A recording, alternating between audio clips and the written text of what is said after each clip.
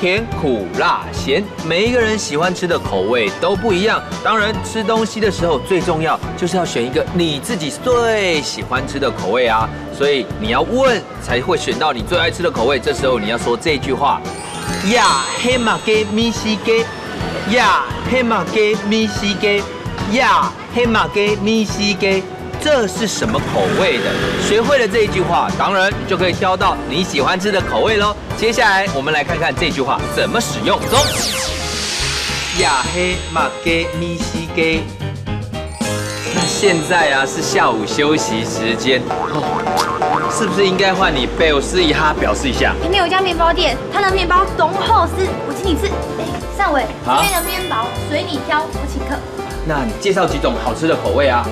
这个还有这个，这两个看起来很像哎。呀黑马给米西给，这是什么口味的啊？这个呢是哈梅咸的，里面包的是肉松。哦，是哈梅咸的，里面包的是肉松。那这个嘞？这个是甜梅甜的，里面包的是奶酥。好吃吗？超好吃，我喜欢。这个，它里面有爆腿，还有鸡肉。哦。这个是沙拉嘛？那它也是哈梅咸的，而且你说它里面有包鸡卵、鸡蛋，还有爆腿火腿，那你也喜欢对不对？那我们一人一个，好。那你啊，这样子之外，我还可不可以再多挑一些啊？当然可以啊。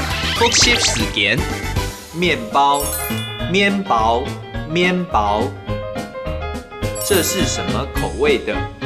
呀黑马给米西给，呀黑马给米西给，咸的，哈梅，哈梅，鸡蛋，鸡卵，鸡卵，甜的，甜梅，甜梅。行真嘢客家 V&B，分享大家共下來講客家話。